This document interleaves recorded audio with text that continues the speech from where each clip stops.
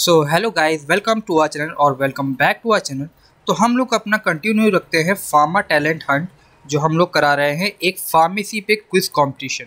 Okay, सो हम लोग की वीडियो चल रही थी फार्माकोलॉजी पे, जिस पे हम लोगों ने टोटल 15 क्वेश्चंस कवर कर लिए थे और अब हम लोग आगे प्रोसीड करेंगे। सो स्टार्ट करने से पहले जस्ट वेरी क्विक, हम लोगों ने पिछली वाली वीडियो में बाकी के शुरुआती क्वेश्चंस मान लें कि 1 से लेके 15 तक कवर कर लेते, जैसे कि ये वाले क्वेश्चंस इनके एक्सप्लेनेशन के साथ। ओके, सो अगर आपको वो वाली वीडियो देखनी है सो वो वाली वीडियो की लिंक आपको यहाँ पे आ रही होगी, तो आप इसको यहाँ से क्लिक करके उस वीडियो को देख सकते हैं। दोस्तों मेरी तो रिक्वेस्ट यही रही कि आप वो वाली वीडियो पे देखिए, कि उस वाले वीडियोस में हम लोगों ने प्रीवियस क्वेश्चंस कवर किए हैं और अब हम लोग इसमें प्रोसीड करेंगे आगे। ओके, सो प्रोसीड करने से पहले मैं बता दूं कि इस वीडियो में टोटल 5 क्वेश्चंस रहेंगे और उस वीडियो के बाद हम लोगों को पढ़ाया जाएगा मेडिसिनल केमिस्ट्री। ओके, सो मेडिसिनल केमिस्ट्री हम लोग को इसके बाद पढ़ाया जाएगा।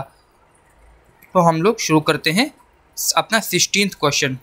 विच of the following medication is a first line treatment for acute asthma exacerbating due to its rapid bronchodilator effect. मतलब कि कौन सी इसमें से मेडिकेशन है जो फर्स्ट लाइन अस्थमा में यूज़ करी जाती है। फर्स्ट लाइन अस्थमा मतलब कि जो तुरंत, मतलब कि अगर ये फर्स्ट लाइन आप देंगे तो वो तुरंत अस्थमा में सिम्टोमेटिक रिलीफ होगा। दोस्तों परमानेंट ट्रीटमेंट नहीं होगा, सिम्टोमेटिक रिलीफ होगा। थोड़ी देर के लिए जो आपका पेशेंट है उसको थोड़ी देर से सांस आने लगेगी, उसको ब्रेथलेसनेस से रिलीफ मिलेगी। तो कौन सी इसमें से एक मेडिकेशन है जो फर्स्ट लाइन ट्रीटमेंट के लिए यूज़ करी जाती है। ओके, सो ऑप्शन कुछ इस प्रकार हैं: मोंटेल्यूकास्ट, इप्राटोपियम ब्रोमाइड, साल्मेट्रॉल एंड एल्ब्यूट्रॉल। तो इसमें कौन सी वो मेडिकेशन है? तो आंसर देखते हैं। आंसर है डी, एल्ब्यूट्रॉल। एल्ब्यूट्रॉल दोस्तों एक बहुत ही अच्छी ड्रग है जो हम लोग अस्थमा के लिए यूज़ करते हैं। वैसे हम लोग साल्मेट्रॉल भी यूज़ कर सकते हैं। साल्मेट्रॉल एक बीटा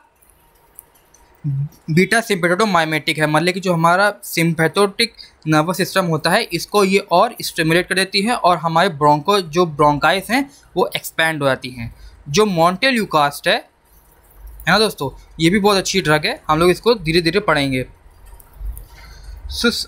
पढ़ते हैं। Albuterol is a short acting beta agonist. Albuterol is a short acting beta agonist bronchodilator commonly used as a rescue medication for acute asthmatic attacks। So acute asthma क्या होता है? acute asthma means जो अभी आया है, मतलब कि जो देर का नहीं है। एक होता है acute दोस्तों और एक होता है chronic asthma। chronic asthma वो होता है जो बहुत टाइम से है, मतलब कि किसी को 1 साल से है या 2 साल से, उसे कहते हैं क्रॉनिक अस्थमा। एक्यूट अस्थमा उसे कहते हैं जो अभी कुछ ही टाइम पीरियड के लिए हुआ है, अभी मतलब कि 2 महीने या 2-3 महीने इस तरह से हुआ है। तो अगर किसी पर्सन को एक्यूट अस्थमा है, मतलब कि जो अभी उसको हुआ है, तो हम लोग उससे एल्ब्यूट्रॉल दे सकते हैं। और ये कौन सी ड्रग है? ये शॉर्ट एक्टिंग बीटा एगोनिस्ट है। बीटा एगोनिस्ट मतलब कि मैंने बताया था, ये जो बीटा एगोनिस्ट है ये रिफ़र कर रहा है सिम्पैथोमाइमेटिक। दोस्तों आपको याद होगा कि सिम्पैथोमाइमेटिक जो नर्वस सिस्टम था उसमें 2 तरह के रिसेप्टर्स थे, एक थे अल्फ़ा और दूसरा था बीटा। ओके, सो ये जो एल्बेट्रॉल है ये बीटा एगोनिस्ट है, मतलब कि ये बीटा रिसेप्टर्स को स्टिमुलेट करती है। और जैसे ही बीटा रिसेप्टर स्टिमुलेट हो जाता है हमारा हार्ट रेट बढ़ जाता है, हमारी जो ब्रीदिंग जो रेस्पिरेशन रेट है वो भी बढ़ जाता है। और जो हमारे ब्रोंकाइस है, मतलब कि अगर आप डायग्राम देखें तो जो हमारे ब्रोंकाइस है, यहाँ से ये तो है, यहाँ से 2 ब्रोंकाइस निकले होते हैं। वहाँ के जो ब्रोंकाइस हैं ये एक समझ देखिए कि ये नॉर्मल है, यहाँ पे ये ब्रोंकाइस नॉर्मल है। और अस्थमा में होता क्या है, यहाँ पे म्यूकस का डिपोजिशन हो जाता है। ये देखिए जो येलो है ये म्यूकस का डिपोजिशन है, तो इस वजह से यहाँ पे हो जाता है ऑब्स्ट्रक्शन और एयर सही से जा नहीं पाती है। तो जैसे ही हम लोग एल्बेट्रॉल दे देंगे तो ये जो ब्रोंकाई है ये एक्सपैंड कर जाएगी, ये अपनी तरह से एक्सपैंड कर जाएगी। और ये जो म्यूकस है वो तो रहेगा, लेकिन क्योंकि ये एक्सपैंड कर गई तो और एयर के लिए पैसेज बन जाएगा, एयर जाने के लिए थोड़ी सी स्पेस बन जाएगी। और क्योंकि एयर जाने के लिए स्पेस बन जाएगी तो पर्सन के लंग्स में एयर और जा पाएगी, है ना। तो इस तरह से ये एल्बेट्रॉल काम करती है। क्या काम करती है? जो ये ब्रोंकाई है ना, जहाँ पे यहाँ पे आपका म्यूकस का सिक्रीशन ज़्यादा हो गया है, इलेबोरेट हो गया है, यहाँ पे ये म्यूकस का सिक्रीशन ज़्यादा हो गया, तो ये जो एल्बेट्रॉल है इसे एक्सपेंड कर देगी। जब इसे एक्सपेंड कर देगी तो आपको म्यूकस तो रहेगा, म्यूकस कहीं नहीं जाएगा, लेकिन जब एक्सपेंड हो जाएगा तो एयर जा पाएगी आपके दोनों लंग्स पे, क्योंकि थोड़ी सी स्पेस बन जाएगी एयर को जाने के लिए। ओके, जब थोड़ी सी स्पेस बन जाएगी एयर को जाने के लिए, तब पर्सन को थोड़ा सा रिलीफ मिलेगा, उसको सांस आने लगेगी। लेकिन दोस्तों मैं फिर से कह रहा हूँ कि ये सिम्प्टोमेटिक रिलीफ है, मतलब कि ये सिम्प्टोमेटिक है, मैं थोड़ी देर के लिए, क्योंकि अगर आप इसको एक्सपेंड कर देंगे तो थोड़ी देर के लिए तो एक्सपेंड हो जाएगा, लेकिन इस मेन परमानेंट ट्रीटमेंट क्या होगा, इस म्यूकस से छुटकारा पाना, उसके लिए दोस्तों अलग ड्रग्स आती हैं। तो इसीलिए मैंने कहा कि ये जो एल्बेट्रॉल है ये एक सिम्प्टोमेटिक रिलीफ प्रोवाइड करता है, मीन्स थोड़ी देर के लिए आपको रिलीफ प्रोवाइड करेगा। अब देखिए दोस्तों, जो एल्बेट्रॉल है इसके इस तरह से इन्हेलर्स आते हैं। तो दोस्तों आपने टीवीज़ में या टीवी शोज़ में देखा होगा कि ये पाइप्स होते हैं, इसे अस्थमा इन्हेलर्स कहते हैं। तो ये अगर आप मतलब कि इसे अपने माउथ में डाल के इसको अगर करें तो जो एल्बेट्रॉल की जो ड्रग पार्टिकल्स हैं ये आपके ब्रोंकोडाइल, वो जो ब्रोंकाइस हैं उसमें जाते हैं और उनको एक्सपेंड कर देते हैं। ओके, इस तरह से ये फंक्शनिंग करता है। थोड़ा सा और पढ़ लेते हैं कि क्या है। It actually relaxes the muscle around the airways making breath easier. तो वही बात लिखी है, जो मसल्स हैं, जो ब्रोंकाइस हैं, उनको रिलैक्स कर देता है, मतलब कि उनको एक्सपेंड कर देता है ताकि और एयरवेज बन जाए और जो ब्रीदिंग है वो आसान हो जाए, ईजियर हो जाए। Albuterol is like a fast acting super hero for people having trouble breathing. So albuterol जो है, जिनको भी ब्रीदिंग से लेके कोई भी परेशानी आती है उन्हें एल्बेट्रॉल दी जाती है, क्योंकि एल्बेट्रॉल से आपको तुरंत विद इन मिनट्स आराम मिलेगा। ओके, और इसीलिए इसको कहते हैं रेस्क्यू इन्हेलर। इसका दूसरा नाम जो अगर आपको जनरल अवेयरनेस चाहिए तो इसका दूसरा नाम रेस्क्यू इन्हेलर है, क्योंकि ये तुरंत ही आपको ब्रेथ में थोड़ा सा रिलीफ करेगा, क्योंकि इससे इमीडिएट रिलीफ मिलती है, मतलब कि तुरंत रिलीफ मिलती। तो अगर आपके आसपास किसी को भी अस्थमा हो और उसको कभी भी ब्रेथलेसनेस का आने लगे सिम्टम, तो आप उसको एल्बेट्रॉल का इन्हेलर दीजिएगा तो उसको तुरंत विद इन मिनट्स रिलीफ मिलेगी। और ये जो हमारी बाकी ड्रग्स हैं ये भी आपको रिलीफ देंगी, लेकिन ये एल्बेट्रॉल की तरह तुरंत रिलीफ नहीं देंगी। साल्मेट्रॉल थोड़ी देर में रिलीफ देगी, मोंटेल्यूकास भी एंड इपाट्रोमियम ब्रोमाइड भी थोड़ी देर में ही रिलीफ देगी, लेकिन एल्बेट्रॉल जो है ये क्विक रिलीफ देगी। ओके, सो आपको ये ध्यान रखना है कि ये फर्स्ट लाइन अस्थमेटिक ड्रग है और ये बहुत ही क्विक रिलीफ देता है अस्थमा के केस में। ओके, सो नेक्स्ट क्वेश्चन पढ़ते हैं क्या है। नेक्स्ट क्वेश्चन है, which of the following drug is commonly used opioid analgesics for moderate to severe pain relief. Opioid analgesics मैं दोस्तों बता चुका हूँ, ओपॉइड एनाल्जेसिस वो ड्रग्स होती हैं जो पेन को कम करने में, पेन को सप्रेस करने में कारगर होती हैं।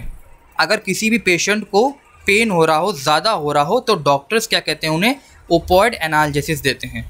ओपॉइड एनाल्जेसिस का मेन ये एक बेनिफिट है या कह सकते हैं एडवांटेज है कि इसमें कॉन्शियसनेस लॉस्ट नहीं होगी, मतलब जो पेशेंट है वो होश में रहेगा, वो सारा काम करेगा, लेकिन तब भी उसको पेन में कोई भी पेन का सेंसेशन नहीं होगा। अगर आप दोस्तों उसको एनेस्थेटिक देंगे तो उसकी कॉन्शियसनेस चली जाएगी, मतलब कि वो मतलब कि थोड़ी सी डीप स्लीप में चला जाएगा, लेकिन एनाल्जेसिस देने पे वो डीप स्लीप में नहीं जाएगा, उसकी कॉन्शियसनेस जो है वो रिटेन रहेगी। और ओपॉइड एनाल्जेसिस पेन रिलीफ में बहुत ही कारगर होते हैं। अगर किसी को भी पेन हो रहा हो तो ज़्यादातर डॉक्टर्स ओपॉइड एनाल्जेसिस ही देते हैं ताकि उसकी कॉन्शियसनेस भी रिटेन रहे और उसको पेन में भी कम हो जाए। ये मॉडरेट मतलब मीडियम पेन और सीवियर पेन जैसे कि किसी को कोई भी सीवियर पेन हो गया हो तो भी इन ड्रग्स को दिया जा सकता है। तो कौन सी क्वेश्चन पूछा है, कौन सी ड्रग्स हैं जो एक ओपॉइड एनाल्जेसिस है जिसको पेन के रिलीफ में यूज़ किया जाता है। Ibuprofen, acetaminophen, morphine and tramadol. इन चारों ड्रग में से कौन सी वो ड्रग है। ओके, तो देखते हैं कौन सी ड्रग है। मॉर्फिन, तो दोस्तों मॉर्फिन हमारा करेक्ट ऑप्शन है। और मॉर्फिन दोस्तों जो है बहुत ही अच्छी ओपॉइड एनाल्जेसिस है। कभी कभी कुछ लोग मॉर्फिन को गलत तरीके से एडिक्शन भी कर लेते हैं, लेकिन अगर हम मेडिकल पॉइंट ऑफ पर्सपेक्टिव से देखें तो मॉर्फिन एक बहुत ही अच्छी ओपॉइड एनाल्जेसिस है जो आपको पेन रिलीफ करने में तुरंत मदद करेगी। हाँ, लेकिन अगर दोस्तों अगर आप मॉर्फिन का एक्सेसिव यूज़ करेंगे तो हाँ आपको उसका एडिक्शन हो सकता है, लेकिन अगर आप एक डॉक्टर की प्रिस्क्रिप्शन के अंडर रहेंगे तो मॉर्फिन से आपको पेन में तुरंत रिलीफ मिलेगा। हाँ, मैं फिर से कह रहा हूँ दोस्तों, टेम्प्रेरी रिलीफ मिलेगा, क्योंकि थोड़ी देर बाद पेन आपको फिर से महसूस होना शुरू हो जाएगा। तो पढ़ते हैं क्या है। Morphine is a potent opioid analgesics, बहुत ही पोटेंट ओपोइड एनाल्जेसिस है that acts on opioid receptors in the central nervous system to relieve pain। तो दोस्तों हमें पेन कहाँ महसूस होता है? अपने ब्रेन में, और ब्रेन में हमारा कौन सा नर्वस सिस्टम होता है? सेंट्रल नर्वस सिस्टम, जिसे हम लोग CNS कहते हैं। तो मॉर्फिन डायरेक्टली जाता है और ऐड करता है ओपोइड रिसेप्टर्स में जो CNS में प्रेजेंट होते हैं और उनको सप्रेस कर देता है। सप्रेस करने की वजह से वहाँ पे जो हमारे ब्रेन में जो ओपोइड रिसेप्टर्स हैं जो पेन की सेंसेशन के लिए रिस्पॉन्सिबल हैं वो डिप्रेस हो जाते हैं और इस वजह से हम लोगों को कोई भी पेन महसूस नहीं होता है। Okay, morphine suppresses the pain by interacting with special receptors in the brain and spinal cord call opioid receptors. तो ओपोइड रिसेप्टर्स को ये पूरी तरह से सप्रेस कर देता है, और क्योंकि सप्रेस कर देता है तो हम लोगों को कोई भी पेन नहीं होता है। ठीक है, पेन फील नहीं होता है, मतलब ये है। By binding to these receptors, morphine essentially blocks the transmission of pain signals। So in receptor से बाइंड करके जो पेन सिग्नल्स हैं, मतलब कि अगर आपके हाथ में चोट लगी होती है तो सिग्नल जाता है आपके ब्रेन तक, और ब्रेन बताता है कि आपके हाथ में चोट लगी है।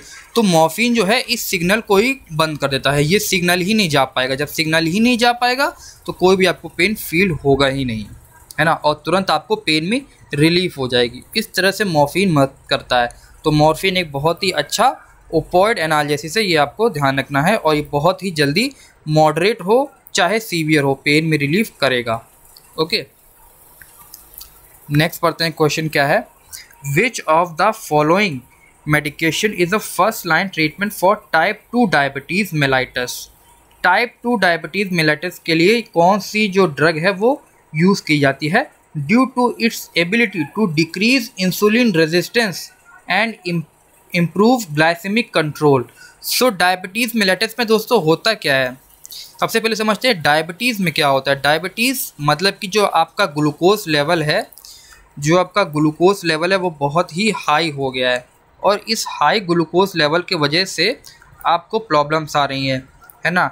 डायबिटीज़ में दोस्तों अगर आपका डायबिटीज़ में इलाज नहीं हुआ तो आपकी किडनी का फेलियर हो सकता है। आपकी जो आईज़ हैं वहाँ पे भी आई में भी प्रॉब्लम आ सकती है, और आपको बहुत ही जल्दी टायरनेस होती है, मतलब कि थकान बहुत जल्दी होती है आपको। ओके, सो थकान बहुत जल्दी हो सकती है आपको, और डायबिटीज़ में तो दोस्तों आपको थकान बहुत जल्दी हो सकती है। और अगर आप ध्यान दें तो डायबिटीज़ का अभी भी हमारी मेडिकल लाइन में एक परमानेंट क्योर नहीं मिला है। हम लोग डायबिटीज़ को मैनेज करते हैं, उसको कंट्रोल करते हैं, लेकिन एक परमानेंट ट्रीटमेंट नहीं मिला है। अगर आप कोई भी आपके आसपास कोई डायबिटिक पेशेंट है तो आप उससे पूछिएगा तो उसकी दवाइयाँ हमें से चले ही करती हैं, मतलब कि कभी तो उसकी जो ब्लड शुगर है वो कभी हाई हो जाता है या कभी लो हो जाता है, लेकिन ऐसा बहुत ही रेयर होता है कि उस पर्सन की जो डायबिटीज़ है वो पूरी तरह से सही होगी। क्योंकि हम लोगों को डायबिटीज़, जहाँ तक हम लोगों को पता है मेडिकल लाइन पर्सपेक्टिव से, सो डायबिटीज़ जो है ये बहुत ही मतलब कॉमन डिजीज़ है इंडियंस के करीब, और दूसरी ये अनक्योरेबल है प्रेजेंट डे में। मीन्स इसको मैनेज तो किया जा सकता है लेकिन इसको पूरी तरह से ट्रीट नहीं किया जा सकता। ठीक है, और डायबिटीज़ होती क्यों है? डायबिटीज़ होती है इंसुलिन का प्रोडक्शन ना होने की वजह से, मतलब कि मतलब कि सफिशिएंट प्रोडक्शन नहीं होता है ना। तो दोस्तों डायबिटीज़ टोटल मैं बता दूं, डायबिटीज़ टोटल 2 कॉजेज़ से होती है, 2 कॉजेज़ से होती है। एक कॉज होता है कि जो आपका इंसुलिन है वो कम प्रोड्यूस हो रहा है ना, तो उसकी वजह से हो सकती है। दूसरा कॉज जो होता है डायबिटीज़ का होने का वो है दोस्तों कि जो आपका इंसुलिन है वो प्रोड्यूस हो रहा है लेकिन इंसुलिन की रेजिस्टेंस हो गई है। मीन्स इंसुलिन के रेजिस्टेंस का मतलब बॉडी उस इंसुलिन को सही तरह से यूज़ नहीं कर पा रहा है।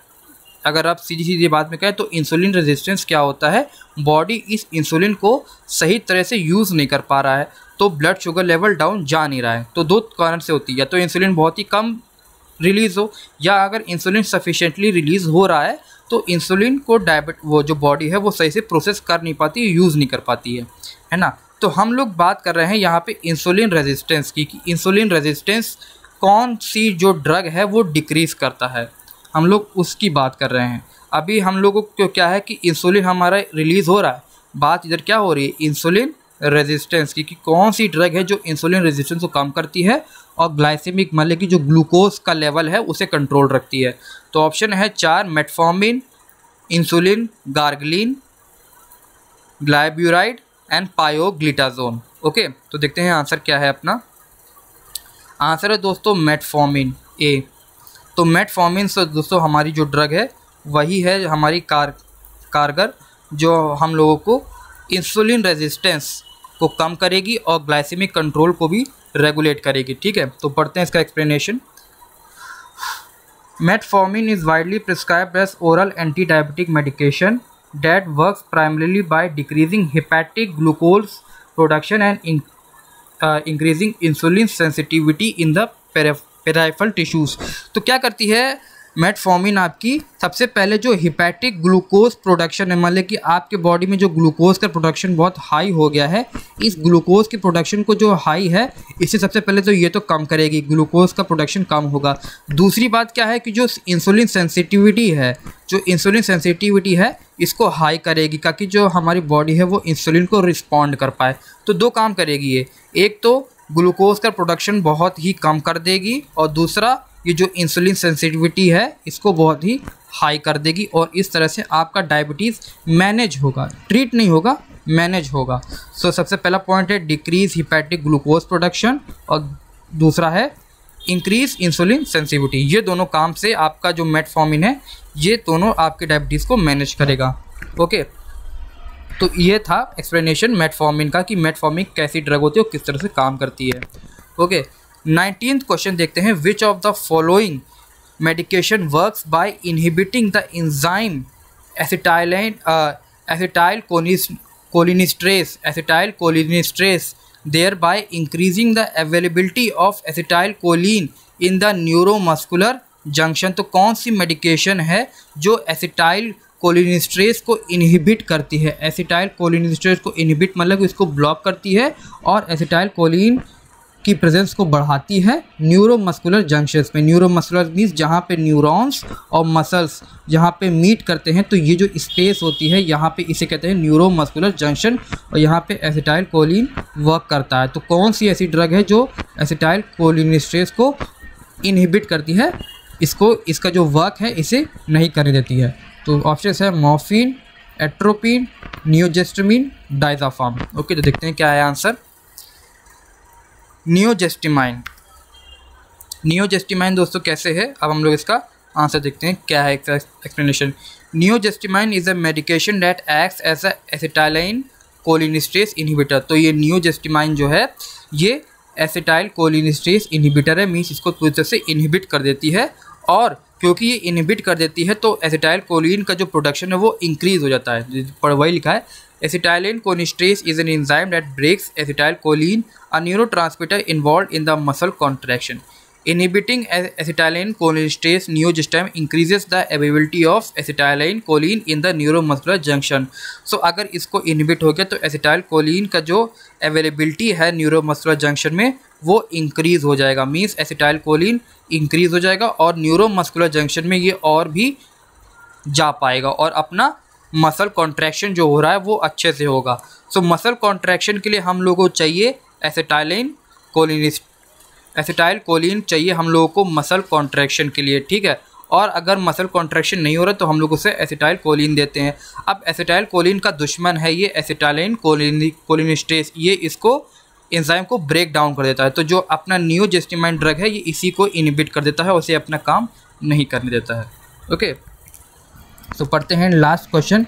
Which of the following classes of drug is commonly use to treat hyperthyroidism. मतलब कि थायरॉयड ग्लैंड का जब ज़्यादा जो थायरॉयड ग्लैंड होता है जिससे थायरॉयड हार्मोन्स निकलते हैं, जब वो ज़्यादा हो जाते हैं तो कौन से ड्रग है जो उसको सप्रेस करेगा, मीन्स कम करेगा। क्योंकि कभी कभी अगर थायरॉयड हार्मोन्स ज़्यादा हो गए तो थोड़ी सी प्रॉब्लम्स आती हैं, तो उस डिजीज़ को कहते हैं हाइपरथायरॉयडिज्म। और कौन सी ड्रग है जो इस हाइपरथायरॉयडिज्म को ट्रीट करेगी, इसको सही करेगी। Okay, beta blockers, thiazide diuretics, ACE inhibitors या थियोमाइड्स। तो पढ़ते हैं क्या है आंसर है दोस्तों, थियोमाइड्स।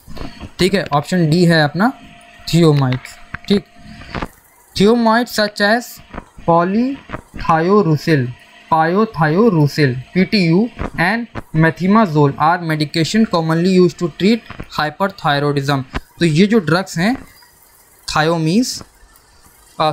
थायोमाइड्स, ये हाइपरथायरॉयडिज्म को ट्रीट करने के लिए यूज़ करते हैं। और क्यों, कैसे ये काम करती हैं? क्योंकि ये जो सिंथेसिस ऑफ थायराइड हार्मोन है इसे कम कर देती है। जो मतलब कि थायराइड हार्मोन जो ज़्यादा रिलीज़ हो रहे थे इसे ये कम कर देगा। और थायराइड हार्मोन कौन कौन से होते हैं? T4 and T3। तो T4 एंड T3 दोनों को ये सप्रेस कर देगा, कम कर देगा। और क्योंकि ये कम कर देगा तो हम लोगों को जो थायराइड हार्मोन से जो प्रॉब्लम हो रही थी, जैसे कि हाई हार्ट रेट या ब्रेथलेसनेस, उसे भी हम लोग को रिलीफ मिलेगा। ओके, डायग्राम से इसको ज़्यादा समझ में आएगा कि ये थायराइड ग्लैंड है। ये जो थायोमीड्स है, देखो दोस्तों होता क्या है, ये आयोडीन है। ये आयोडीन जाता है अंदर और I- होता है। पेरोक्सीडेज की प्रेजेंस में ये फ्री रेडिकल में कन्वर्ट हो जाता है। फ्री रेडिकल में ये थायोग्लोबिन बन जाता है। ठीक है, और यहाँ पे आ जाता है आपका T3 T4। ये पेट्रोलाइसिस से आपके बॉडी में रिलीज हो जाता है और अपना काम करना शुरू कर देता है। तो जो थायोमीन्स है इस पेरोक्साइड को इनहिबिट कर देता है। तो दोस्तों आपको ध्यान रखना है कि जो थायोमीन्स है, जो थायोमाइड्स हैं, इस पेरोक्साइड को इनहिबिट कर देंगे। और जब ये पेरोक्साइड ही इनहिबिट हो जाएगा तो जो I- है ये I फ्री रेडिकल में कन्वर्ट नहीं होगा। जब ये इसमें कन्वर्ट नहीं होगा तो ये इसमें कन्वर्ट नहीं होगा। और जब ये इसमें कन्वर्ट नहीं होगा तो आपके T3 और T4 बनेंगे ही नहीं। और जब बनेंगे नहीं तो कहाँ से ये ब्लड में जाएगा? तो आपको ध्यान रखना है जो थायोअमाइड्स होते हैं ये पेरोक्साइड को पूरी तरह से इनहिबिट कर देते हैं। और जो I- है इसको I रेडिकल मतलब कि जो आयोडीन माइनस है इसे आयोडीन रेडिकल में कन्वर्ट होने नहीं देते हैं। जब ये नहीं होने दे देंगे तो थायोग्लोबिन का प्रोडक्शन नहीं होगा, तो आपका T3 और T4 बनेगा नहीं। तो जब T3 और T4 नहीं होगा तो पेट्रोलाइसिस भी नहीं होगी और T3 और T4 आपके ब्लड में भी नहीं जाएंगे। और इससे जो आपका जो थायराइड ग्लैंड जो हार्मोन्स रिलीज़ कर रहा था, जो थायराइड ग्लैंड आपका वो कम रिलीज़ करेगा। और इससे आपको थोड़ी सी रिलीफ मिलेगी। जब आपके थायराइड ग्लैंड्स थोड़े से सप्रेस होंगे तो आपको थोड़ी सी रिलीफ मिलेगी। आपका हार्ट रेट स्लो होगा और आपको रेस्टलेसनेस कम फील होगी। ओके, तो दोस्तों ये थे आज ये फार्माकोलॉजी के 5 क्वेश्चंस। तो अब आपकी फार्माकोलॉजी हो चुकी है ख़त्म। अब हम लोग पढ़ेंगे नेक्स्ट सब्जेक्ट अपना, वो है दोस्तों मेडिसिनल केमिस्ट्री। मेडिसिनल केमिस्ट्री अब हम लोग पढ़ेंगे। Okay, so stay tuned guys and read it carefully. Thank you. Hello student, welcome back to our new video. So student, आज आपका फार्मा टैलेंट हंट 2024 जो कि क्विज कंपटीशन इस डी फार्मेसी के द्वारा ऑर्गेनाइज किया है, उसका सेकेंड डे है। ठीक है, आप सभी को पता होगा कि pharma talent Hunt quiz competition इस डी फार्मेसी ने ऑर्गेनाइज किया है, जिसमें कि आपको डेली 7 डेज 7 वीडियोस प्रोवाइड किए जाएंगे, रेगुलर एक वीडियो। ठीक है, और इसमें आपको 100+ क्वेश्चन MCQ बेस्ड प्रोवाइड किए जाएंगे, जो कि हमारे रेपुटेटेड एग्जामिनेशन GPAT नाइपर या फार्मासिस्ट एग्जाम में क्वेश्चंस पूछे जाते हैं। उनसे ही प्रीवियस ईयर के क्वेश्चन पेपर से MCQ बेस्ड क्वेश्चन लिए जाएंगे। ओके, और इसमें आपसे 30+ क्वेश्चन जो कि 5 मई को होने वाले एग्जाम में पूछे जाएंगे। और इसमें जो बच्चे टॉप 10 में हमारी लिस्ट में आएंगे उन सारे बच्चों को अवार्ड, सर्टिफिकेट और भी कई सारी चीज़ें, एक्साइटिंग प्राइजेस उनको दिए जाएंगे। ठीक है, तो बेसिकली आपका फर्स्ट वीडियो आ चुका था और आज ये है सेकंड वीडियो होने वाला है। बेसिकली आपका जो फर्स्ट वीडियो था उसमें आपको फार्माकोलॉजी जो सब्जेक्ट है आपका, फार्माकोलॉजी बेसिकली GPAT में आपका HAP, पैथोफिजियोलॉजी और फार्माकोलॉजी तीनों चीज़ों का कॉम्बिनेशन होता है सारे सब्जेक्ट का, वो आपने पढ़ा था। और ये जो आप वीडियो देख रहे हैं इसमें भी आपने पहले 5 क्वेश्चंस पढ़े होंगे फार्माकोलॉजी के, बिकॉज क्योंकि कुछ बच्चों की डिमांड आई थी कि हमें 15 to 16 क्वेश्चंस ही प्रोवाइड करो एक वीडियो में, और हमने हर सब्जेक्ट के 20 क्वेश्चंस रखे हुए हैं। ठीक है, तो बेसिकली 15 क्वेश्चंस आपने फर्स्ट वीडियो में पढ़े होंगे, फिर उसके बाद 5 क्वेश्चंस आज आपने पहले इस वीडियो में पढ़े होंगे, और अब आप पढ़ रहे हैं मेडिसिनल केमिस्ट्री। ठीक है। तो चलिए हम लोग शुरू करते हैं अपना medicinal chemistry subject. Basically medicinal chemistry है क्या, चूँकि जो काफ़ी बच्चे D pharma B pharma first year second year से भी जुड़े होंगे और जिसने मेडिसिनल केमिस्ट्री अभी नहीं पढ़ी होगी तो उन्हें हम बता देते हैं।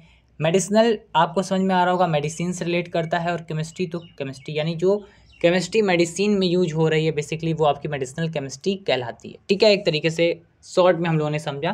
बेसिकली इसकी डिफिनीशन तो नहीं है लेकिन हमने अपने हिसाब से इसको समझा। ठीक है, इसमें आपको स्ट्रक्चर, सार, सिंथेसिस कई सारी चीज़ें पढ़नी होती हैं।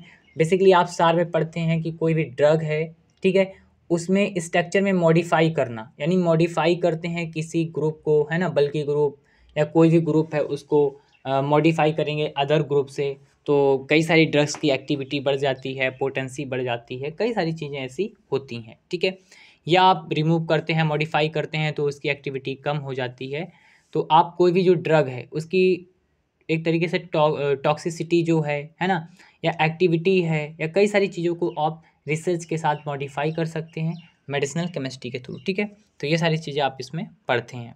अब चलिए आज हम लोग शुरू करते हैं इस वीडियो को। सो बेसिकली आज का आपका सेकेंड लेक्चर होने वाला है, या बोल सकते हैं सेकेंड वीडियो है ये।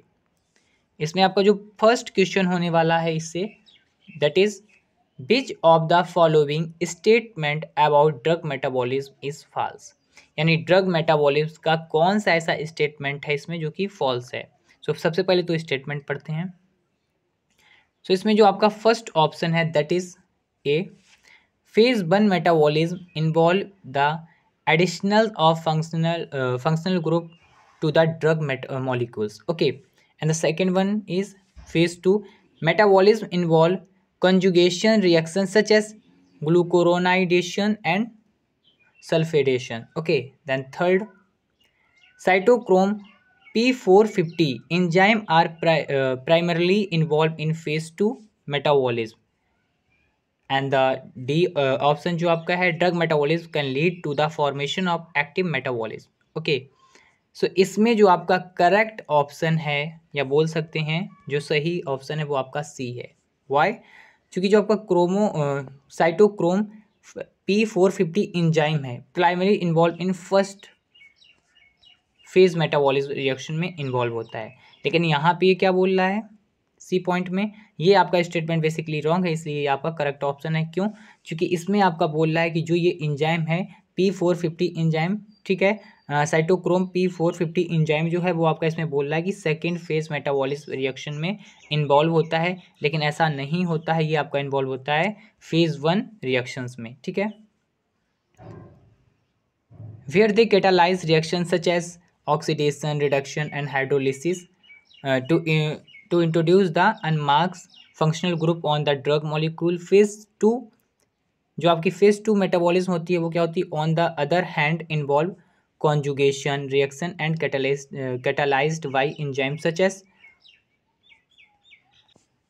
these reaction. okay, so basically आपको समझ में आया होगा जो phase 1 मेटाबॉलिज्म रिएक्शन होता है वो बेसिकली इन्वॉल्व होता है किसमें ऑक्सीडेशन, रिडक्शन और हाइड्रोलिसिस में। ठीक है, लेकिन ये बात फेज 2 की बोल रहा था, इसलिए आपका जो करेक्ट ऑप्शन है इसमें कौन सा है, सी वाला, बिकॉज जो इसमें ये स्टेटमेंट है ये रॉन्ग है, क्योंकि इसमें जो बात हो रही फेज 2 की, तो यहाँ पे क्या होगा, फेज 1 होगा, फेज 1। ठीक, चलिए आप यहाँ से इसका स्क्रीनशॉट ले सकते हैं, वरना वीडियो बहुत लेंथी हो जाएगा। इसमें आपको बेसिकली बताया गया है कौन एंजाइम कहाँ पे काम कर रहा है। ठीक है, सो आप इसका स्क्रीनशॉट लेके पढ़ सकते हैं। चलिए अब बात कर लेते हैं अपने सेकंड क्वेश्चन की, that is which of the following is not a primary target for anti microbial agent. ठीक है, तो सबसे पहले तो हम समझते हैं कि एंटी माइक्रोबियल एजेंट क्या होता है। ठीक है, सो एंड इसको अगर 2 पार्ट में डिवाइड कर लें, एंटी मीन्स होता है अपोज या अगेंस्ट, ठीक है, एंड माइक्रोबियल मीन्स होता है माइक्रोब्स। माइक्रोब्स तो सभी को पता होगा, माइक्रोब्स क्या होते हैं, बैक्टीरिया, माइक्रोब्स, है ना, प्रोटोजोआ, ये सारी चीज़ें आपने पढ़ी होंगी आई होप। सो क्या होता है, जो एंटी मीन्स होता है अपोज, ठीक, और माइक्रोबियल मीन्स होता है माइक्रोब्स। सो जो माइक्रोब्स इन्फेक्शन या माइक्रोबियल इन्फेक्शन, जैसे आपने सुना होगा बैक्टीरियल इन्फेक्शन हो गया, माइक्रोबियल इन्फेक्शन हो गया, ये सारी चीज़ें ना, तो माइक्रोबियल इन्फेक्शन या माइक्रोब्स के अगेंस्ट जो ड्रग काम करती हैं या जो एजेंट काम करते हैं उसको हम लोग बोलते हैं एंटी माइक्रोबियल एजेंट। यानी कि जो माइक्रोबियल इन्फेक्शन अगर हो गया है उसको ट्रीट करने के लिए जो भी सब्सटेंस या ड्रग यूज करी जा रही है या जो एजेंट यूज किए जा रहे हैं वो आपके कहलाते हैं anti microbial agent. I hope इतनी सारी चीज़ें क्लियर हुई होंगी, ठीक है। सो इसमें बेसिकली क्या पूछा गया, विच of the following is not a primary target for the anti microbial agent. कौन सी ऐसी चीज़ है जो माइक्रोबियल एजेंट को टारगेट नहीं कर रही है। The first one is A option आपका दिया गया है cell wall synthesis, second option protein synthesis, third nucleic acid synthesis and the D option जो है एंजाइम इनहिबिशन, ठीक है, एंजाइम इनहिबिशन। सो बेसिकली आपका जो करेक्ट ऑप्शन है तो वो ये होने वाला है। अब ये क्यों करेक्ट ऑप्शन है इसको हम लोग समझते हैं। देखिए डी ऑप्शन जो है आंसर में वो आपका करेक्ट है, यानी enzyme inhibition, because enzyme inhibition क्या होता है, while enzyme play essential role in bacterial metabolism. Basically जो आपका एंजाइम होता है बैक्टीरियल मेटाबॉलिज्म में क्या है, एसेंशियल एक तरीके से रोल प्ले करता है। And survive targeting enzyme directly is not a primary mechanism of action of most antimicrobial agent, ठीक है। तो ये क्या है कि डायरेक्टली उसको प्राइमरी मैकेनिज्म ऑफ एक्शन नहीं है इसका, ओके। सो माइक्रोबियल एजेंट ऑफन टारगेट की सेलुलर प्रोसेस, यानी ये क्या करता है, सेलुलर प्रोसेस को टारगेट करता है, लाइक सेल वॉल सिंथेसिस को, ओके, प्रोटीन सिंथेसिस को, न्यूक्लिक एसिड सिंथेसिस को और सेल मेम्ब्रेन को, ठीक है, integrity and lead to the bacterial death. ये बेसिकली क्या करता है कि बैक्टीरियल या माइक्रोबियल के एक तरीके से इनडायरेक्टली तो काम कह सकते हैं लेकिन डायरेक्टली काम नहीं करता है। ये क्या होता है, ये एक तरीके से क्या करता है कि माइक्रोबियल एजेंट ऑपरेट टारगेट की सेलुलर प्रोसेस, यानी कई सारी सेलुलर प्रोसेस को की एक तरीके से की तरह काम करता है, उनको इन्विट करता है, जैसे कि cell wall synthesis, protein synthesis, nucleic acid synthesis that is DNA RNA, okay, and cell membrane integrity, okay, lead to the bacterial death. ये सारे प्रोसेस होते हैं।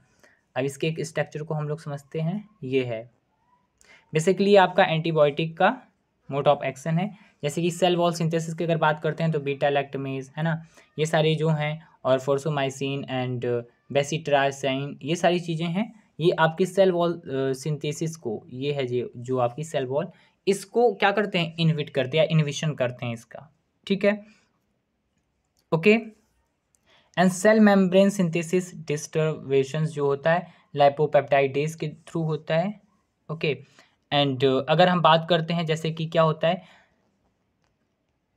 डीएनए आरएनए बनने का एक दूसरा मैकेनिज्म जो होता है वो ये है, जैसे कि सबसे पहले क्या होता है, पावा, पावा क्या होता है, पैरा अमीनो बेंजोइक एसिड, ठीक है, ये बनता है। इससे क्या होता है, यहाँ पे आपका होता है फोलेट सिंथेटेज एंजाइम होता है, जिसकी प्रेजेंट में ये कन्वर्ट हो जाता है, जो पावा कन्वर्ट हो जाता है DHF यानी कि डाई हाइड्रोफोलिक एसिड में, ठीक है। फिर यहाँ पे आपका होता है फोलेट रिडक्टेज एंजाइम, ठीक है, उसकी प्रेजेंट में जो आपका DHF है ये कन्वर्ट होता है DHF में, दैट इज टेट्रा हाइड्रोफोलिक एसिड में, और इसके बाद आपके डीएनए आरएनए सारी चीज़ें बनते हैं जो कि इसी तरीके से बैक्टीरिया में भी बनते हैं। अब क्या है कि यहाँ पे folate synthetase inhibitors that is sulphonamide, ये ड्रग दी जाती है जो कि क्या करती है, पावा से DHF को कन्वर्ट नहीं होने देती है, दैट इज जैसे यहाँ पे जो एंजाइम था दैट इज फोलेट, एक बार समझते हैं, जो यहाँ पे था एंजाइम कौन था, फोलेट सिंथेसेज, ठीक है। तो ये जो है फोलेट सिंथेसिस को इनहिबिट करता है, यानी कि पावा से DHF में कन्वर्ट नहीं होने देता, तो फर्दर इसकी मैकेनिज्म नहीं होती है, इस तरीके से ये बैक्टीरिया को किल करता है, ठीक है। अब बात करते हैं protein synthesis, 30S and 50S inhibitors, that is 30-50 जो होते हैं ये आपके बेसिकली राइबोसोम्स की सब यूनिट हैं। बैक्टीरियल सेल में 70S से मिलके बनी होती है, यानी 50S और 30S से, और ह्यूमन सेल में ये 80S से मिलके बनी होती हैं। सो आप एक बार इसको पढ़ लीजिए, अदरवाइज आपको हमने इसका आंसर बता दिया डायरेक्टली, क्योंकि वीडियो बहुत लेंथी हो जाएगा, ठीक है। अब बात कर लेते हैं अपने थर्ड क्वेश्चन की, जो कि है what is the term use to describe the process of converting a product into its active form within the body. ठीक है, सो बेसिकली क्या है कि what is the term use, कौन सा ऐसा टर्म यूज हो रहा है जो डिस्क्राइब कर रहा है the process of converting a product, यानी जो कन्वर्टिंग ऑफ प्रोडक्ट यानी प्रोडक्ट को कन्वर्ट कर रहा है इनटू अ एक्टिव फॉर्म। अब देखिए बेसिकली प्रोडक्ट को सबसे पहले समझते हैं तभी आपको समझ में आएगा। देखिए प्रोडक्ट क्या होता है, ड्रग क्या होता है, प्रोडक्ट, प्रोडक्ट बेसिकली क्या होता है कि ये इन एक्टिव फॉर्म में किसी भी पेशेंट को दी जाती है। ओके, कैसे फॉर्म में, इनएक्टिव फॉर्म में, लेकिन जब ये आपकी बॉडी में जाती है, लीवर में जाती है, मेटाबोलाइज होती है, तो ये आपकी कन्वर्ट हो जाती है एक्टिव फॉर्म में। कोई भी मेडिसिन होती है अगर एक्टिव फॉर्म में होगी तभी जाके वो क्या करती है कि आपका जो भी मतलब एक तरीके से टारगेट साइट पे जाएगी और फिर उसके बाद एक्शन शो करेगी। एक्टिव फॉर्म में नहीं होगी तो कोई फ़ायदा नहीं है।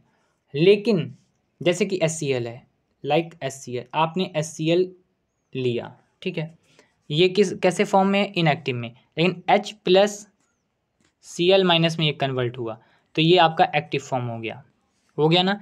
इसी तरीके से कोई ड्रग है, अनआयनाइज्ड फॉर्म बोल सकते हो, फिर जाके वो आयंस में टूटती है, या बोल सकते हो एक्टिव फॉर्म में होती है, तब जाके वो आपके साइट में जाके एक्शन शो करती है। अब प्रोडक्ट क्या होती है, प्रोडक्ट ऐसी ड्रग होती है जो इनएक्टिव फॉर्म में दी जाती है पेशेंट को, लेकिन लीवर में जैसे ही मेटाबोलाइज होती है उसके बाद ये एक्टिव फॉर्म में कन्वर्ट होती है और उसके बाद ये अपने साइड ऑफ एक्शन में जाके बेसिकली आपको क्या करती है, शो करती है, फार्माकोलॉजिकल एक्शन शो करती है। ठीक है, ऐसे क्यों दी जाती है, क्योंकि कई सारी ऐसी ड्रग्स होती हैं जो कि मतलब बहुत बिटर टेस्ट होती हैं, है ना, या फिर बोल सकते हैं कोई ऐसी ड्रग है जो आपको म्यूकस को दिक्कत कर सकती है, तो उसको सीधे टारगेट साइड में पहुंचाना होता है। ओके, तो इसमें ऑप्शन फर्स्ट पढ़ते हैं bio transformation, second pro drug activation, third metabolic conversion, and the D point is that is drug metabolism. Okay, so the correct answer is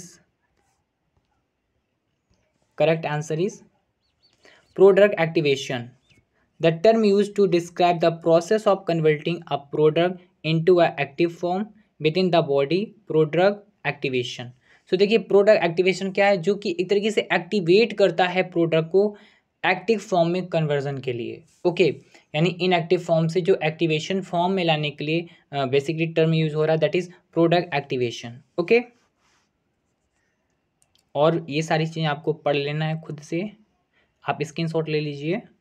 आपको आई होप समझ में तो आ ही गया होगा कि जो टर्म है इनएक्टिव फॉर्म से एक्टिव फॉर्म में कन्वर्ट करने के लिए यूज हो रहा है, that is product activation. Activation means जो एक तरीके से चीज़ों को स्टिमुलेट कर रहा है, एक्टिवेट कर रहा है। ठीक है, दैट इज, यहाँ से आप देख सकते हो प्रोड्रग और एक्टिव ड्रग को।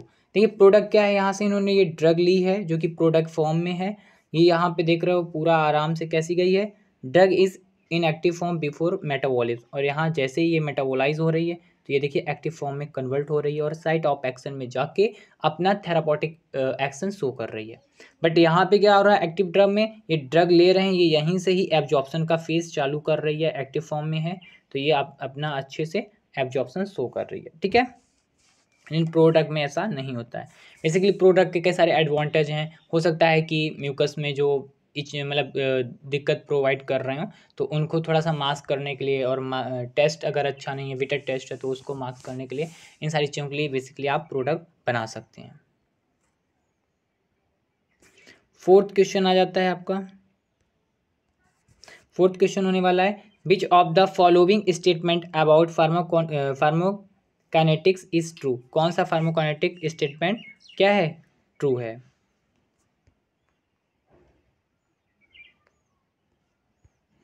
इसमें आपका ए ऑप्शन, देखिए बहुत ज़्यादा लेंथी ना वीडियो हो तो इसलिए मैं डायरेक्टली आपको आंसर, आप इसके ऑप्शन देख लीजिए, लेकिन मैं डायरेक्टली आपको आंसर बताऊंगा कौन सा सही है क्यों सही है। ठीक है, ताकि लेंथी ना हो सके। इसमें आपका जो बेसिकली ऑप्शन है, सो सी ऑप्शन ट्रू है, दैट इज बायो एबिलिटी, है ना, bioavailability refer to the fraction of the administration drug that reach systemic circulation unchanged. Why this statement is true? Bioavailability, okay, refer to the proportional of the drug that reach the systemic circulation in its uncharged form, okay, after administration either via oral, okay, intravenous, intramuscular and other routes. Okay, it account for factors such as absorption and first pass metabolism. सो इसमें basically क्या था कि कौन सा ऐसा term या statement है जो फार्माकोकाइनेटिक्स में ट्रू है. सो इसमें आपके कई सारे टर्म दिए गए थे, लेकिन जो आपका इसमें सी वाला है that is true. Why bioavailability refer to the fraction of the administration drug that reach systemic circulation unchanged. Okay,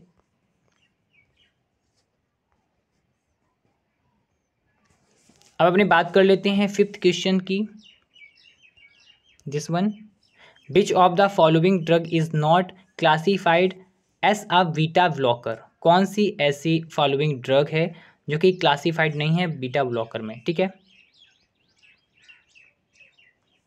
सो इसमें आपके जो ऑप्शन दिए गए हैं that is metoprolol, propranolol and atenolol and verapamil. ठीक है, बेराप्रोमिल.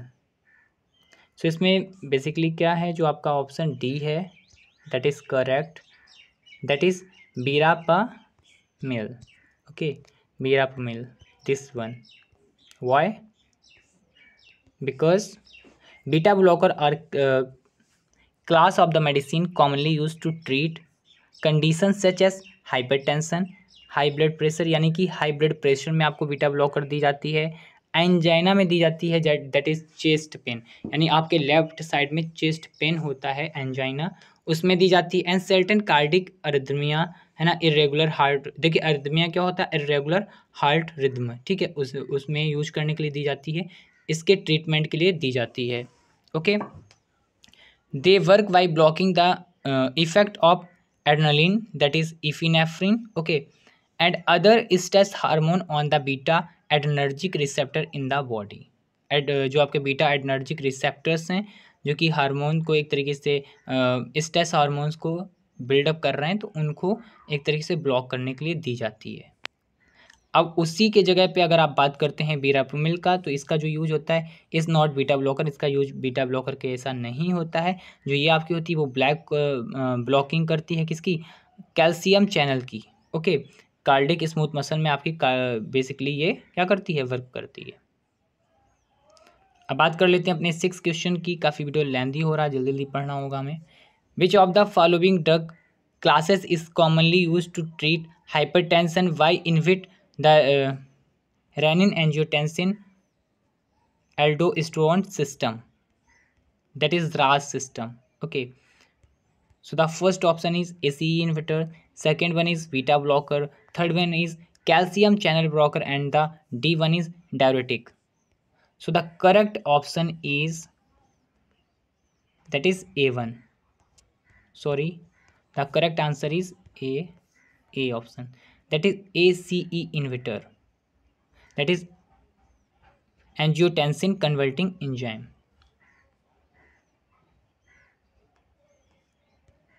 जल्दी से पढ़ते हैं इसको. The renin angiotensin aldosterone system, that is RAS system, is a hormonal system that play a crucial role in regulating blood pressure and fluid balance in the body. When blood pressure drop or blood leading to the production of the angiotensin 2. Okay, angiotensin second is the potency. Vasoconstriction means it cause blood vessel to narrow, ये narrow कर देता है blood vessel को और lead करता है increasing blood pressure को. यानी जो क्या होता है, एंजियोटेंसिन बर्न होता है. ठीक है, यहाँ पे आपका एंजियोटेंसिन कन्वर्टिंग एंजाइम होता है और ये कन्वर्ट करता है एंजियोटेंसिन सेकंड में. ठीक है, तो ये बेसिकली यहाँ पे वर्क करता है, ये फर्स्ट से सेकंड में कन्वर्ट नहीं होने देता है, क्योंकि जो आपका सेकंड वाला होता है ये वैसो कंस्ट्रक्शन में रिस्पॉन्सिबल होता है. और वैसो कंस्ट्रक्शन जो होता है ये आपके ब्लड ये वैसो कंस्ट्रक्शन के लिए होता है. बेसिकली वेस्टो कंस्ट्रक्शन क्या होता है, जैसे ये आपका ब्लड एक तरीके से ब्लड वेजल्स हैं, यहाँ से आपका ब्लड अच्छे से फ्लो हो रहा है, इन्हें कंस्ट्रिक्ट कर जाएगा, उसकी स्पेस को कम कर देगा लाइक दिस। ठीक है, सो ये बेसिकली क्या करेगा, कम कर देगा और फिर ये बीपी को इंक्रीज़ कर देगा, चूँकि बीपी को इंक्रीज़ करेगा। ठीक है, तो ये बेसिकली क्या करता है, यहाँ पे काम करता है एसीई इन्वर्टर्स की तरीके से, ये आप देख सकते हो। एंजियोटेंसिन है, एंजियोटेंसिन 1 में कन्वर्ट हुआ, एंजियोटेंसिन सेकंड में कन्वर्ट हुआ। ठीक है, एड्रेनलिन ग्लैंड में गया और एंजियोटेंसिन ये सारी चीज़ों की वजह रिस्पॉन्सिबल है। यहाँ से एंजियोटेंसिन जो सेकंड है क्या कर रहा है, वेजल्स को कंस्ट्रिक्ट कर रहा है। ठीक है, वैसो कंस्ट्रिक्शन कर रहा है वेजल, ये देखिए यहाँ पे नैरो हो गई ना नैरो, तो ये अब बेसिकली क्या करेगा, बीपी को इंक्रीज़ करेगा। और यहाँ पे आप इसको ड्रग दे देंगे ACE, तो that is angiotensin converting enzyme, ये है जो इन्विटर है ये ड्रग्स। सो ये एंजियोटेंसिन 1 से एंजियोटेंसिन सेकंड में कन्वर्ट नहीं होने देगी। ठीक है,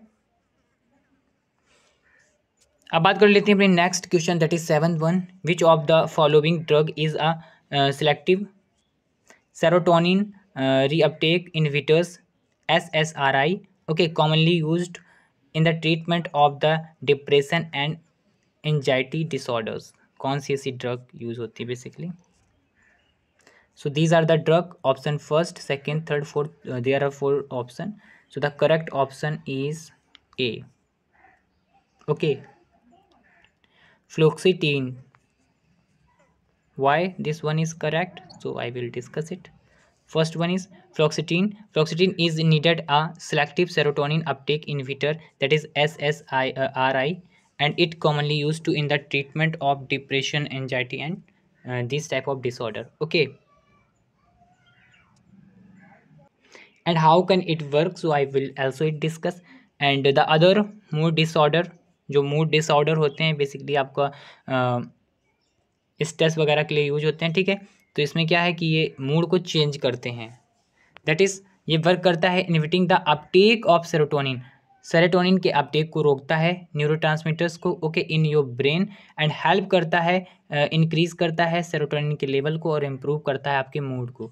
सो बेसिकली मूड के लिए यूज होती हैं, जो आपका मूड सही नहीं है तो उस समय आप स्ट्रेस या चीज़ों में जाएंगे, डिप्रेशन में जाएंगे, लेकिन ये आपको क्या करता है, सेरोटोनिन, सेरोटोनिन एक तरीके से हैप्पी हार्मोन है, इसको बढ़ाएगा, इसके लेवल को बढ़ाएगा, तो ये आपका मूड अच्छा हो जाएगा और आप इन सारी चीज़ों से निकल पाएंगे। ठीक है, अब इसमें आपका 8th क्वेश्चन क्या है, which of the following is a commonly side effect associated with the long term use of the corticosteroids. कौन सा ऐसा बेसिकली इफेक्ट है जो लॉन्ग टर्म यूज़ करते हैं जो कॉर्टिकोस्टेरॉइड, तो वो आपका दिखता है।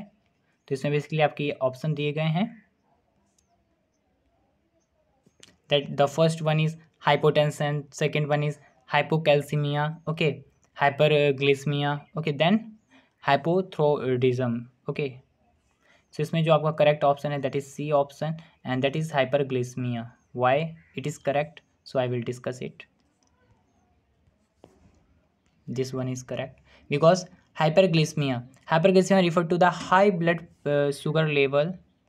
बेसिकली आपको समझ में आ रहा होगा, hyper means high and glycia means glycemic state, that is एक तरीके से ब्लड के आपके ब्लड शुगर लेवल से बात हो रही है। ठीक है, सो ये लेवल है। So corticosteroid can cause insulin resistant and impair glucose metabolism, lead to elevate blood glucose level. ठीक है, दिस इज अ रीजन। और इस स्ट्रक्चर को आप देख सकते हैं इस तरीके से बढ़ाने का काम कर सकता है। ठीक है, ग्लूकोकॉर्टिकॉइड अब जब इसका ज़्यादा लॉन्ग समय तक यूज करते हैं तो ये लीवर में क्या करता है, इंक्रीज़ करता है ग्लूकोनियोजेनेसिस को। ठीक है, ये लीड करता है आपका, इंक्रीज़ करता है ब्लड ग्लूकोज लेवल को, ओके। एंड अगर पैनक्रियाज की बात करते हैं तो ये इंसुलिन को डिक्रीज़ कर देता है, इंसुलिन सिंथेसिस को, और इंक्रीज़ करता है बीटा सेल डिस्टर्बेशन को, और इसके थ्रू भी ये क्या कर रहा है, ब्लड ग्लूकोज लेवल को इंक्रीज़ कर रहा है। अगर हम लोग बात कर लेते हैं मसल्स में तो ये डिक्रीज़ करता है ग्लाइकोजन सिंथेसिस को, एंड डिक्रीज़ करता है ग्लूकोज अपटेक को, एंड इंक्रीज़ करता है प्रोटोजियोलिसिस को। ठीक है,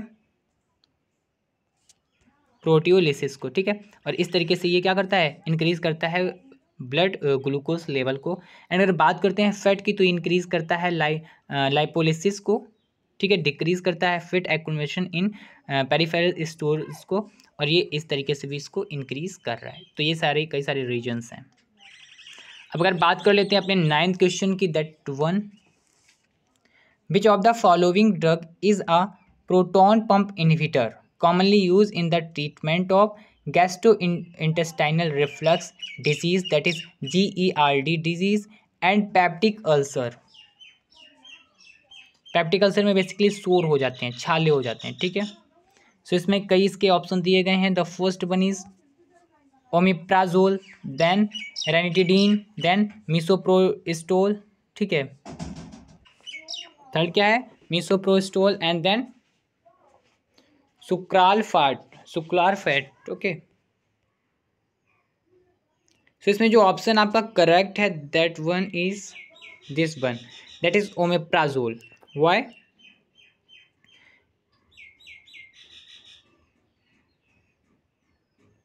क्यों करेक्ट है इसको हम लोग देख लेते हैं।